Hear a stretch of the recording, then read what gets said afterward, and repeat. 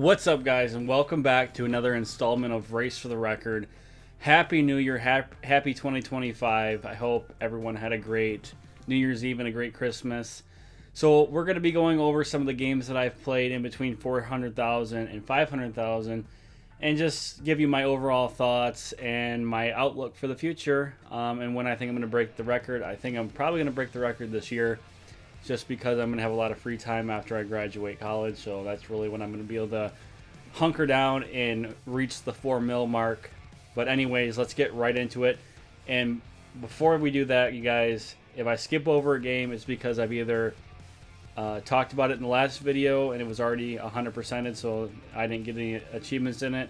Or if it's an easy achievement game and it's just a crappy game to boost gamer score, there's nothing to say about it. So we're only going to be going over like the actual games, like the AAA games that are, actually good games. So right off the bat, we have Plants vs. Zombies Garden Warfare 1 and 2. One of my favorite franchises of all time. The second one is definitely the best, probably my favorite. I did complete the 360 version of the first one.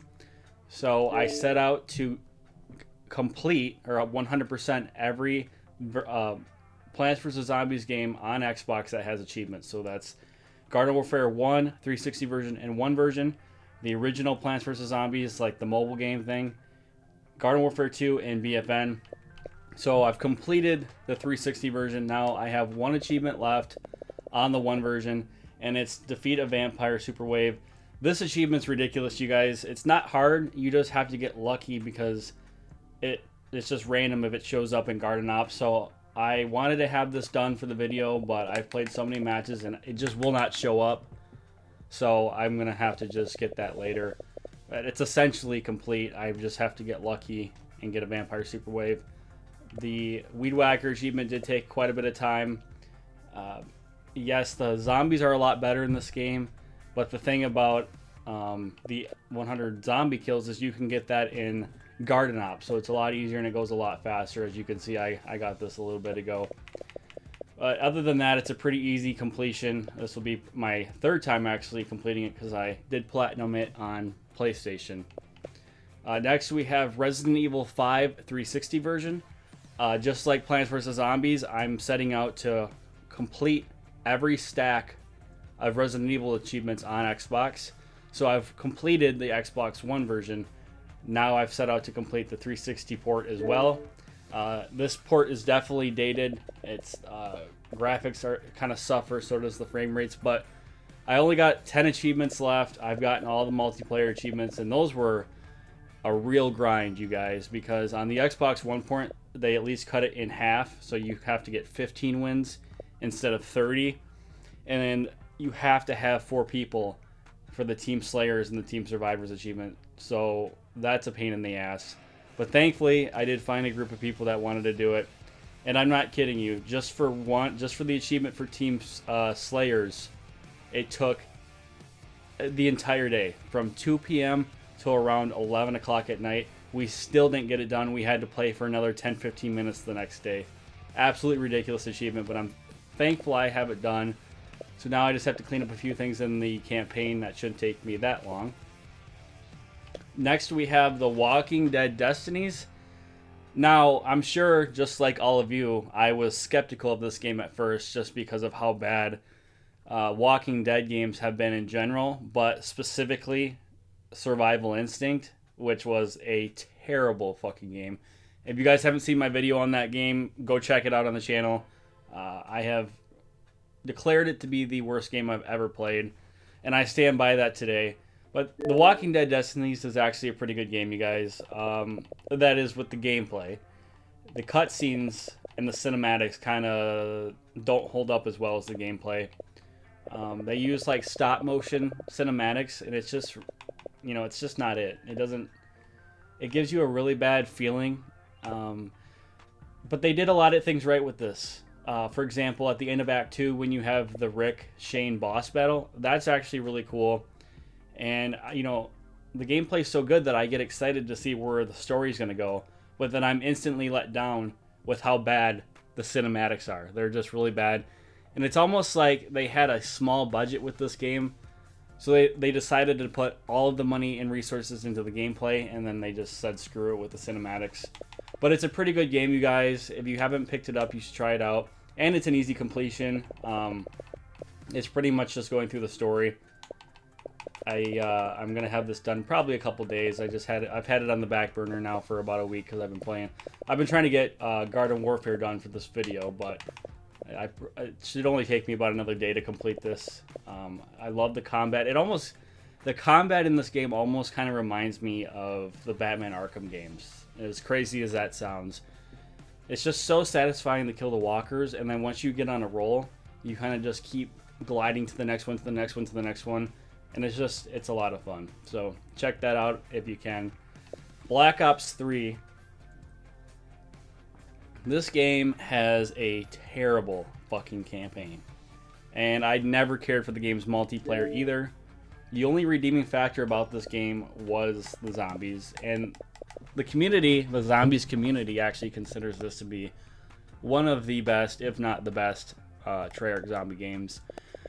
The only two achievements I have left is the personal decorator, which we all know is the biggest fucking grind ever, and probably one of the worst achievements ever made. And then battle tested. I know this seems like it should be a given that I should already have it, but like I said, multiplayer is so bad. It's so hard to force myself to play it. It's not fun at all. And the game's kind of dead now, so I can only find games for it during the day. And usually I'd just rather play something else. So not much else to say about BO3. Next we have COD, as it's being called now, which is Modern Warfare 2, 3, and BO6. Which this is the most ridiculous thing that Activision could have ever done. Is just start lumping all the games into one under one umbrella is essentially what they're doing. This is so stupid. Now there's no incentive to 100% any of these games, because what's the point? It's never going to stop. The next game's going to get put in here, and the next game, and you're never going to be able to keep it 100%. It's always going to need more work. So I've essentially just given up on it. I was really hopeful for BO6. It's really let me down because it's essentially just Cold War 2, and I hated Cold War. Modern Warfare 3 is okay. I like the multiplayer, but everything else was pretty bad. And Modern Warfare 2 was a terrible game, absolutely terrible game. So I'm kind of just done with Call of Duty for right now. I'm most likely not going to get the next game. The only way I'm ever going to come back to the franchise is if they go back to their roots. At least Treyarch does. It makes another BO3 or BO4 type game. But this Milsim era that they're in now, it's just not for me. I've never liked it. So I'm just over Call of Duty at this point. Battle for Neighborville. This was it's the black sheep of the Plants vs. Zombies universe. And let me tell you guys, 49 out of the 50 achievements were stupid easy, and I got them about 24 to 48 hours. But this last achievement, time to seriously go outside, this was the biggest grind I may have ever had to do for an achievement ever. This took like months. This took almost the entire year of 2024 to get this. And finally, I decided to just grind and get it over with because I didn't want this hanging over me anymore. I wanted to get this off my hard drive so I could install other games. So I bit my tongue and I just embraced the grind and I got it done. But it took forever. And you have to get 20 characters to master. So you have to prestige them 5 times. So it's essentially every zombie in every plant. It's absolutely ridiculous. And it's made me resent this game. Even though a lot of people shit on it, I actually appreciated a lot of the things that they changed about it. They really balanced out the teams. In the first game, the zombies were really overpowered, and there was only 4 characters. This game added a lot of new characters, and it really balanced out everyone's abilities, so it doesn't feel so lopsided. And also, I like that they changed the way that you rank up. It's no longer challenge-based, it's just XP, which that's way better in my opinion. So they did some things right with this game, but it just never got the credit that I guess it deserved. And I'm hopeful that Garden Warfare 3 maybe takes everything that this game did good and everything that the second game did good and puts it into one. That'll be the best Plants vs. Zombies game of all time. Oh, and by the way, you guys, Garden Warfare 2, I don't know if I'll ever be able to 100% it because there was a game mode that was in the game when it was commercially relevant, and it hasn't been put in back in the rotation since 2019. It's the Cats versus Dinos mode. You have to complete a game of it through the mystery portal, and I guess EA has not addressed it, so there's no plan to bring it back. So this game might be, these two achievements here might be unobtainable. So this game might just be a lost cause, unfortunately, because now I can't 100% the whole franchise. And it's really sad that it's this one because, like I said, Garden Warfare 2 is the best in the franchise. So moving along, Resident Evil 7. This is a great survival horror game. It's the game that saved Resident Evil after 6 came out and was just a total disaster and a terrible game. If you think Resident Evil 6 is a good game, I feel bad for you. You're a fucking idiot, and you should be in a mental institution. Resident Evil 6 is such a bad fucking game. But this game came out, and it really went back to its roots of survival horror. It puts you in the first-person mode. You're playing as Ethan. It's a wild ride. So far, I've played 7 and 8. I haven't finished either of them, but I prefer 8. I think that's a little bit better of a game. But 7 is still a phenomenal game. I don't know if I'll ever get the completion for it just because there's a lot of hard achievements in this game, and I just have so many other projects. But it's a great game. Gears of War 2, probably my favorite Gears of War game. Gears of War is my favorite Xbox exclusive and one of my favorite franchises of all time. It's just a lot of fun.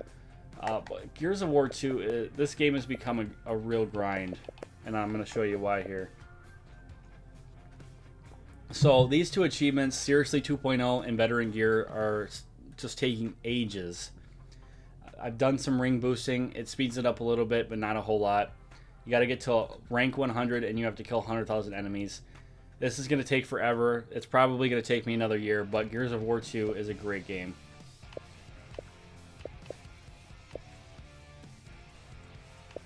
MLB The Show 24. I love baseball, and you know what? I'm still surprised that this game is even on Xbox because this has been a PlayStation exclusive for the longest time. But this was a pretty easy completion. I got this done in about a day, and it was actually a lot of fun. If you like baseball at all, I definitely recommend picking it up. Even if you don't, if you're just an achievement hunter, it's a pretty easy completion. Not much else to say about it, but it's a good game. Modern Warfare 2 Campaign Remastered. This game has taken me forever. For 3 achievements. Beat the SSDD in like 19 seconds achievement. This took forever because it was so hard. This achievement, the Intel achievement, glitched out, and I had to delete my save data and get the Intel again because it went up to 99% and then it did unlock. And this Immortal achievement, you would think it would be easy, but even on Recruit, I was struggling with it because every time I turned around, there was somebody right behind me bashing me in the head with their rifle, or one of the friendlies would get in my way and I'd get friendly fire and have to restart. So this was more difficult than it should have been, and it kind of pissed me off. I'm still waiting on the Modern Warfare 2 campaign or multiplayer remastered. Alan Wake remastered. This is a good game, but I feel like sometimes the gameplay is flawed because there's times where your sprint abilities run out and you're out of like light, and there's no way you can kill all the Taken that are coming after you, so you're kind of just screwed. So I don't really like that, but the story's pretty good, and I'm trying to get this done because I have the second game here on my desk, but I don't want to start it until I've cleaned up all the achievements here in the first game. The Evil Within 2. The Evil Within is my favorite survival horror franchise ever. This game, the second one, it's not as popular as the first one, but I really like it. For a while, I had some achievements that were glitched. From this achievement upward, get all the slides, all the guns, open all the lockers, beat the game in classic mode. I did all of this about a year ago, and none of it unlocked. So I had to redo it. But the thing is about the Evil Within 2 is you can use cheats, so it's not that hard. It's just, the question is, are the achievements going to unlock? And finally, I was able to get them to unlock. And I'm really excited because I'm going to be starting the first game here pretty soon. And I'm going to do that on the 360 and the One version. So I'll have every version of the game 100%. And then Gears of War 4. This is going to take a while, but I love Gears of War 4. I recently got back into it. I want to try to get all the Gears games complete before Gears E-Day comes out. So that's probably going to be my big project for 2025. But yeah, guys, that's really all I have for this 100,000 gamer score. We could talk about every last game, but we're not going to do that just because we'd be here all day.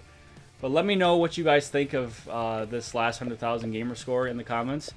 And make sure you guys stick around because we're breaking the record this year. I'm going to get to 4 million. It's going to be great. And we're going to go through this journey together. So hope you guys enjoy the video. And I'll see you guys all in the next one.